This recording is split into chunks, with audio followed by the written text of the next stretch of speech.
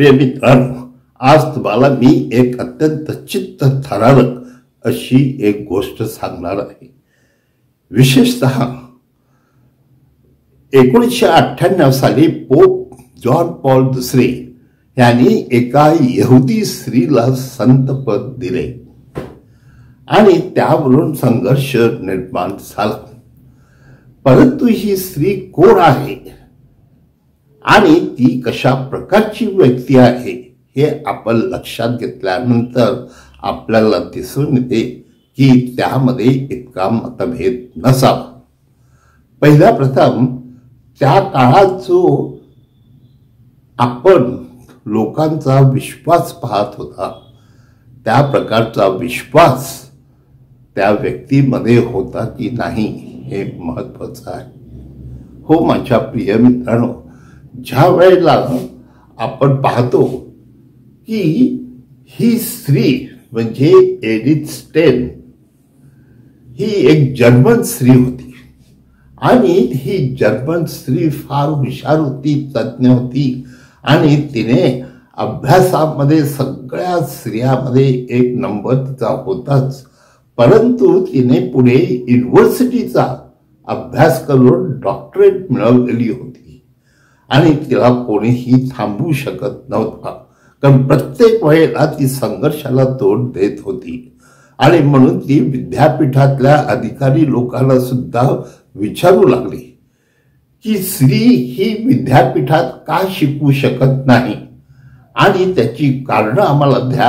आणि तिचा तो संघर्ष त्यावेळेला यशस्वी झाला आणि विद्यापीठाला मान्य करावे लागले आणि तेव्हापासून ती युनिव्हर्सिटीमध्ये शिकवणारी दुसरी स्त्री होती।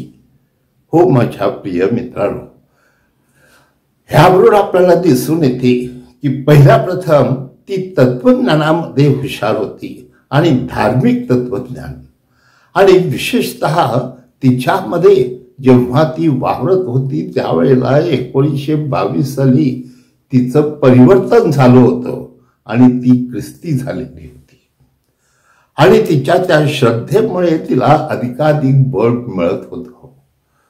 पुढे माझ्या प्रिय मित्रांनो, ह्या स्त्री समोर एक विचार आला आणि तो विचार म्हणजे त्या युनिव्हर्सिटीमध्ये शिकत असताना स्त्री आणि पुरुष हा मतभेद नसून दोन्ही सारखेच आहेत। देवाची देणगी प्रत्येकाला मिळते आणि प्रत्येकाच्या देणगीनुसार जीवनामध्ये त्यांना जगण्याचा हक्क आहे, अशा प्रकारची वृत्ती तिने लोकांमध्ये निर्माण केली। आणि माझ्या प्रिय बंधूंनो, हा धार्मिक तत्वाचा अभ्यास करत असताना तिने बाप्तिस्मा घेतला आणि त्या बाप्तिस्म्याद्वारे पुढे तिच्यामध्ये ख्रिस्ती संस्कार आले आणि तिला खरोखर आनंद झाला। परंतु माझ्या प्रिय बंधू भगिनींनो, ही यहुदी संस्कार आपल्या जीवनामध्ये कधीही विसरणार नव्हती। मी जरी श्रद्धेने ख्रिस्ती असली तरी सन्मानाने मी यहुदी संस्कृतीत जगणार आहे आणि तिला यहुदी संस्कृतीचा खूप आदर होता आणि त्याप्रमाणे ती जगत होती। माझ्या प्रिय बंधूंनो, पुढे जेव्हा तिला युनिव्हर्सिटीमधून, कारण आपण पाहतोय 1933 साली जेव्हा हा हिटलर सत्तेवर आला आणि तेव्हापासून संघर्ष निर्माण झाला आणि तिची युनिव्हर्सिटीमधून हकालपट्टी करण्यात आली आणि त्यामुळे तिच्या मनामध्ये ती एक चीड होती, एक राग होता आणि तिला वाटत होतं की खरोखर हे संघर्ष आपण पुढे चालू ठेवलाच पाहिजे।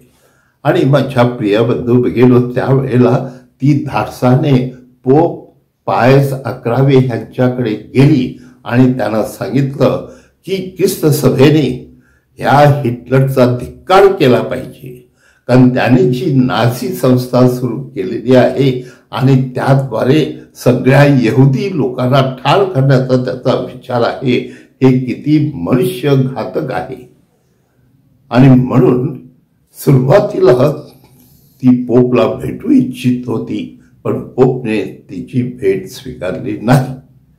त्यानंतर तिने एक पत्र लिहून पोप महाशयाला कळवलं की तुम्ही प्रत्येक देवळातून जाहीर करा की ख्रिस्त सभा अशा ह्या प्रवृत्तीचा धिक्कार करते.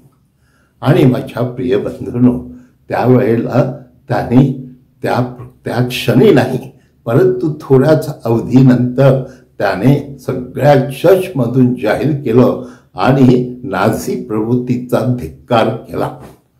माझ्या प्रिय बंधूंनो, हा जेव्हा चर्चमधून जेव्हा हा धिक्कार झाला त्यावेळेला हा हिटलर अधिकाधिक रागाने पुढे आला आणि त्याने सांगितलं की जे यहुदी ख्रिस्ती झालेले आहेत त्यांना सुद्धा आम्ही ठार करणार. आणि त्याप्रमाणे ही एडिथ स्टेन आणि तिची बहीण, जे दोघी ख्रिस्ती झालेले होते, यहुदी होती, त्या सर्वांना त्यांनी जेलमध्ये टाकलं. आणि त्यानंतर आपल्याला ठाऊक आहे की हिटलरच्या त्या प्रवृत्तीमुळे तिच्या मनामध्ये जे काही स्वप्न होते ते नष्ट झाले आणि हिटलरच्या प्रवृत्तीप्रमाणेच त्याने त्या दोघींना ठार केलं. माझ्या प्रिय मित्रांनो, ही जरी व्यक्ती मरण पावली तरी देखील समाजामध्ये आणि समाजाच्या सामाजिक न्यायासाठी तिने ज्या प्रकारे क्रांती केली, ती क्रांती पोप महाशयाला खूप स्मारक ठरली. आणि त्या दृष्टीने पोप महाशयाने निर्णय घेतला आणि तिला संतपद देऊन तिचं संतपद जाहीर केलं. हो माझ्या